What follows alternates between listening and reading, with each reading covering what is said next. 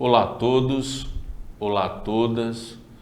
É com muita alegria que retomamos, o estudo das variedades linguísticas. Eu me chamo Marcelo Batalha, sou professor de língua portuguesa e vamos hoje aprofundar os nossos estudos, a nossa pesquisa nesse conteúdo das variedades linguísticas, como eu falei. Então, olha só, nós temos aqui algumas habilidades, Uma delas é relacionar a variedade linguística utilizada ao contexto, relacionar marcas específicas da oralidade às marcas correspondentes na escrita, compreender a variação linguística como forma de realização da língua em diferentes contextos, empregar o registro linguístico, tom mais ou menos formal adequado a determinada situação comunicativa e reconhecer recursos linguísticos de estruturação de enunciados expositivos, como escolha lexical, o uso de termos técnicos, a estruturação sintática, entre outros. Okay? Então, nós temos aqui, vamos começar aqui com alguns exemplos de jargão no jornalismo, Ou seja, a palavra jargão, O jargão é um termo muito próprio, muito característico dos estudos das variantes, de uma língua, por exemplo, porque o jargão é uma palavra específica de determinada profissão. E aqui eu peguei o jargão jornalístico, os jargões jornalísticos. Nós temos aqui um furo, Um furo para qualquer outra pessoa que não é da área de jornalismo pode ser alguém pegar uma agulha, E aí fazer um furo ou alguma coisa assim. Mas nesse caso o furo aqui é o furo jornalístico, é a notícia dada em primeira mão, tá? Aí nós temos a linha fina, que é aquela linhazinha também que fica abaixo do título, dá o nome de linha fina. O deadline, que é o tempo que a pessoa tem, que o jornalista tem para dar aquela matéria, para dar cabo, para finalizar determinado trabalho jornalístico e assim por diante. Nós temos o lead, a pauta, entre outros. Então, o que é o jargão? É uma terminologia técnica, ou socioleto, ou seja, uma espécie de dialeto social de um determinado nicho, um grupo social, e ele é comum a uma atividade, ou como disse já, um grupo específico, comumente usada em grupos profissionais ou socioculturais.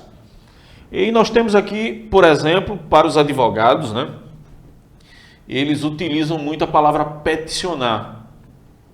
Mas para o leigo, para a pessoa que não tem, digamos, a informação mais adequada, peticionar é uma palavra um pouco mais nebulosa, uma palavra um pouco mais difícil. E aí fica muito mais fácil para o cliente entender que é entrar com uma ação na justiça ou pedir para o juiz, mas o termo técnico jurídico é peticionar. Então pode-se dizer que são gírias usadas específica e limitadamente por grupos de profissões de um mesmo meio, como professores, jornalistas, advogados, veterinários, médicos, militares, agentes prisionais, etc. Então, por exemplo, os agentes de segurança pública, só para tomar como referência aí um jargão muito próprio desse grupo, é quando ele diz positivo, Quando se diz positivo, a palavra positivo é uma expressão muito comum entre os policiais. Okay? Então, alguns exemplos agora de gíria, Vamos para gírias. É nóis, demorou. Então, olha só, gíria é um fenômeno linguístico utilizado em um contexto informal, sendo muito utilizado em conversas do dia a dia.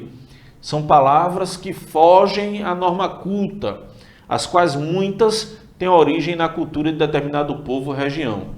O intuito de tais estruturas é substituir termos formais da língua, ou seja, aqueles termos que estão ali consagrados na gramática, ou seja, interpretar as palavras com um sentido metafórico, com um sentido figurado, com uma maneira, um jeito, digamos assim, mais fácil de se compreender.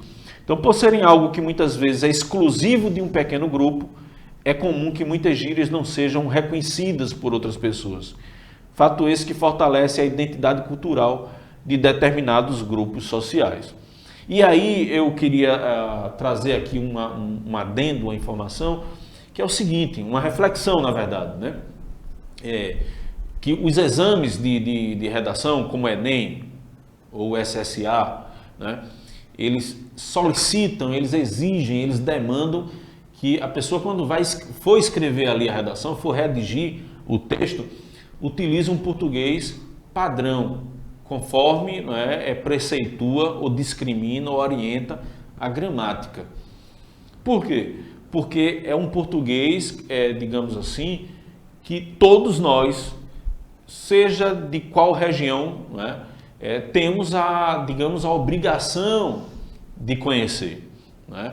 E quando você utiliza gíria, né, ou um jargão que é específico de um determinado lugar, de uma determinada região ou de um determinado grupo social, você limita essas outras pessoas que não pertencem a esses grupos sociais, você limita da compreensão daquilo que você quer dizer no seu texto, ok? Então, sobre a expressão baixo calão, é bem comum, eu já ouvi muitas pessoas dizerem, rapaz, fulano falou palavra de baixo escalão, né? Olha, baixo escalão neste sentido não existe. Baixo escalão ou alto escalão pode se referir a uma função, a um cargo no governo, né? Então, fulano está ocupando um cargo no alto escalão ou no baixo escalão. Agora, se você se refere a uma palavra chula, a uma palavra, digamos assim, mais áspera, não é? Pejorativa, ou seja, vamos falar aqui num português muito nosso, né? Se é um palavrão, né? Uma pornografia, aí sim, isso é uma palavra de baixo calão, tá? Então, calão, né? O termo calão, embora possa ser percebido por vezes como sinônimo de gíria, outras vezes ele é classificado como uma forma de gíria mais grosseira ou obscena. As gírias, em sua maioria, pertencem ao vocabulário específico de certos grupos, como os surfistas, os rappers, os hippies, os tatuadores, grafiteiros, etc. A linguagem das gírias é informal, pois tem um sentido figurado diferente. Já o calão, né, é um linguajar rude, grosseiro, por extensão de sentido, né, regionalismo com uso pejorativo, né, fala ou vocabulário próprio de um grupo determinado de pessoas pouco afeitas à etiqueta linguística. Então, muitas vezes, quando você quer utilizar aí uma palavra um pouco mais pesada, né, mais ácida, mais áspera, e aí você recorre a esses palavrões, a essas pornografias, e é o que a gente chama de calão, ou palavras de baixo calão, ok? Agora, eu quero trazer para vocês aqui a variedade histórica, ou também conhecida como variedade diacrônica. As variações históricas tratam das mudanças ocorridas na língua com o decorrer do tempo. Então, eu havia comentado, né, na aula anterior que as palavras, de alguma maneira, elas oxidam com o tempo. Elas vão, digamos assim, perdendo o seu frescor, vamos dizer assim. Então, essas variações históricas, elas tratam dessas mudanças que são ocorridas na língua com o decorrer do tempo. Algumas expressões, elas deixaram de existir, não é? E outras novas surgiram e outras se transformaram com a ação do tempo. Então, as línguas, elas não são estáticas, fixas, imutáveis. Elas se alteram com o passar do tempo e com o uso. Muda a forma de falar, mudam as palavras, a grafia e o sentido delas. Essas alterações recebem o nome de variações históricas, ok? Bom, um exemplo de variação histórica ou variação diacrônica é a palavra farmácia, né? Que é uma grafia que até o século XX ela vigorou, até o início, né, do século XX ela vigorou. E aí, como exemplo, temos aí a fachada, né, desse prédio aí, ó, farmácia com PH. Então, é uma palavra que foi modificada, né, através do tempo, é uma variação diacrônica e Nós temos aqui um outro que eu trouxe aqui para vocês, que é um cartaz, não é? É um folheto de 1918. Naquela época, não é, o início do século XX, da pandemia, né, da gripe espanhola, a influenza espanhola. Então tem aqui algumas informações com conselhos ao povo. Então, primeiro é o seguinte, diz aqui, olha, da inspectoria de higiene. Né? Veja que tem um C ali na palavra inspetoria e higiene está escrito com Y, né? Aí tem evitar aglomerações com 2 Gs, principalmente à noite.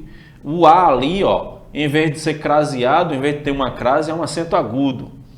Então, aí ele diz não fazer visitas, tomar cuidados higiênicos com o nariz e a garganta e assim por diante. E aí ele começa, você observa que tem palavras que hoje a gente não escreve mais desse jeito, né?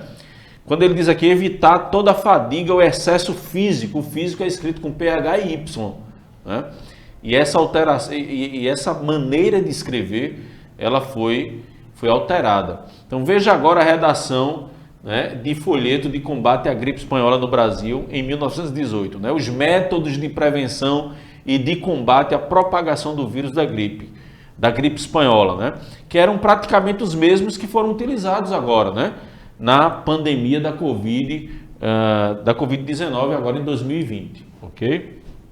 Então esse é mais um exemplo de que a língua ela se modifica também com o tempo, ok? Então, olha, um clássico exemplo da língua portuguesa dessa variação diacrônica, né? Que eu mostrei aqui para vocês, é a palavra você, é o termo você. No português arcaico, a forma usual desse pronome de tratamento era vossa mercê, que devido a variações inicialmente sociais, ela passou a ser mais usado, ele passou a ser mais usado frequentemente como vós-me-sê, né? E com o passar dos séculos, essa expressão reduziu-se ao que hoje falamos como você, que é a forma incorporada pela norma padrão. Então a norma padrão incorporou, está lá na gramática, visto que a língua adapta-se ao uso de seus falantes e aceita pelas regras gramaticais. Então, em contextos informais, né, embora a gente tenha a forma você, mas é muito comum o uso da abreviação se, né? Você vai embora quando? Né? Ou você viu, né, o que aconteceu? Então, ou na escrita informal, VC, que acontece muito essa forma de grafia, essa forma gráfica, quando no universo da internet, né, nos chats da vida, né, quando você escreve no Facebook, no WhatsApp, especialmente no WhatsApp, né? Então, lembrando que estas últimas formas não foram incorporadas pela norma padrão, então não são utilizadas na linguagem formal. Então, uma redação, por exemplo, do Enem, que pede a linguagem formal, você deve evitar esse uso, esse tipo, né, de grafia. Por quê? Porque ela não foi incorporada pela norma padrão, ok? A variedade social, também conhecida como variante diastrática, né? As variações sociais são as diferenças de acordo com o grupo social do falante. Então, embora tenhamos visto como as gírias variam histórica e geograficamente, no caso da variação social, a gíria está mais ligada à faixa etária do falante. Ou seja, um idoso, por exemplo, ele fala diferente de uma criança, de um adolescente, né, que tem uma linguagem, né, que tem uma maneira de falar muito mais envolvida, né, pelo frescor das gírias, né, atualizado com a época dele, com o momento dele. Então temos aqui, ó, sendo tida como linguagem formal dos mais jovens, ou seja, as gírias atuais tendem a ser faladas pelos mais novos. Há ainda expressões informais ligadas a grupos sociais específicos. Um grupo de futebolistas, por exemplo, pode usar a expressão carrinho, não é? Que é aquele movimento, não é, que se faz, quem joga bola ou quem acompanha futebol sabe, que é aquele movimento que se faz para tomar a bola. E muitas vezes o carrinho ele é tão desastroso e desastrado que acaba por machucar o adversário, né? E aí pode, de repente, o jogador levar um cartão vermelho por isso, ok? Então é um carrinho, a maneira como você se joga, né, para tomar a bola. Então, com significado específico, que pode não ser entendido por um falante que não gosta de futebol, que não acompanha futebol, não é? Mas que será entendido de modo distinto por crianças, por exemplo. Se você fala para uma criança, né, sobre carrinho, ele vai levar em conta que essa palavra tem uma referência com um brinquedo, não é? Mas se você fala para alguém que acompanha futebol, na verdade, uma jogada brusca, né? Uma maneira de você roubar, subtrair a bola, ok? Então é uma variedade social. Então um grupo de capoeiristas pode facilmente falar de uma meia-lua, enquanto pessoas de fora desse grupo talvez não entendam imediatamente o conceito específico na capoeira. Do mesmo modo, capoeiristas e instrumentistas provavelmente terão mais familiaridade com o conceito de atabaque do que outras pessoas. Como vimos, as profissões também influenciam bastante nas variações sociais por meio dos termos técnicos, ou seja, os jargões. Contadores falam dos termos ativo e passivo para remeter a conceitos diferentes daqueles usados por linguistas. No entanto, em ambos os casos, ativo e passivo são conceitos muito mais específicos do que seu uso geral em outros grupos. Vamos aqui adiante. Variedade estilística, que tem a ver com o estilo, né? Com a maneira mais rebuscada, mais elaborada, ou uma maneira mais despojada, né? Mais informal de falar, né? Sem muito compromisso com a gramática, né? Ainda que você saiba a gramática, mas você fez uma opção estilística por falar ou por se expressar daquela maneira. Então, consiste no modo formal ou informal de falar ou escrever em uma situação de uso da língua. Dependendo do grau de intimidade, do tipo de assunto, do ambiente familiar ou profissional e de quem são os seus interlocutores, a língua será adequada ao contexto. Então, uma mesma pessoa irá usar a língua de variadas maneiras. Um diplomata não irá se comunicar em serviço da mesma forma familiar que fala em casa com seu filho. Então, olha, está ocorrendo agora um problema sério, né, entre a Rússia e a Ucrânia. Então, a diplomacia, né, mundial tem entrado em ação aí para buscar uma maneira de apaziguar os ânimos, né, de tentar acalmar o Vladimir Putin, né, e de alguma maneira trazer para o centro, né, do diálogo, né, sobretudo, um destino, né, melhor para esse conflito. Então, um diplomata, né, ele nunca vai utilizar uma linguagem na hora de se comunicar com outro diplomata, outro representante de outro país, né, da mesma forma como eles comunicam em casa com a esposa, com os filhos, né, e assim por diante, com as pessoas mais próximas, porque são jeitos ou abordagens muito distintas, né? Em casa eu tenho intimidade para falar da maneira, né, que eu achar mais conveniente ali com os meus entes queridos, mas no campo diplomático requer uma formalidade, requer um ritual, uma ritualística, um jeito muito próprio, muito característico de se comunicar e de dizer as coisas. Okay? Então nós temos aqui as variações estilísticas remetem ao contexto. É muito importante que a gente tem sempre aquela metáfora, né, da roupa, né? Se eu sou convidado para ir para o carnaval, né, e olha, este ano, infelizmente, né, mas por uma questão de responsabilidade sanitária e social, não temos carnaval. Mas digamos que fôssemos convidados para uma festa de carnaval, estivesse tudo ok, né? Seria adequado vestirmos um terno, gravata, para irmos ao carnaval? Ou o que seria mais adequado? Vestir um abadá, uma roupa, um traje característico, né? Um tênis, para poder, né, percorrer as ruas. Parece-me que essa segunda opção é a opção mais adequada. A mesma coisa não se faz quando se vai a um funeral. Eu não posso ir a um funeral de toda forma, né? Com a roupa curta ou sem camisa, né? Porque isso se caracteriza numa flagrante falta de respeito, né? Para com os familiares, para os entes queridos, né? Daquela pessoa que está ali, sendo velada. Então, existem formas, né, de você falar, formas de você abordar, e quem vai determinar isso é a conjuntura, é o contexto. Isso é que precisa ser levado muito em conta. Então, as variações estilísticas remetem ao contexto que exige adaptação da fala ou ao estilo dela. Aqui entram as questões da linguagem formal e informal, adequação à norma padrão ou despreocupação com seu uso. O uso de expressões rebuscadas e o respeito às normas padrão do idioma remetem à linguagem tida como culta, que se opõe àquela linguagem mais coloquial e familiar. Então, na fala, o tom de voz acaba tendo papel importante também. Ou seja, a entonação que eu dou aqui à minha fala, isso tem uma relevância importante, né?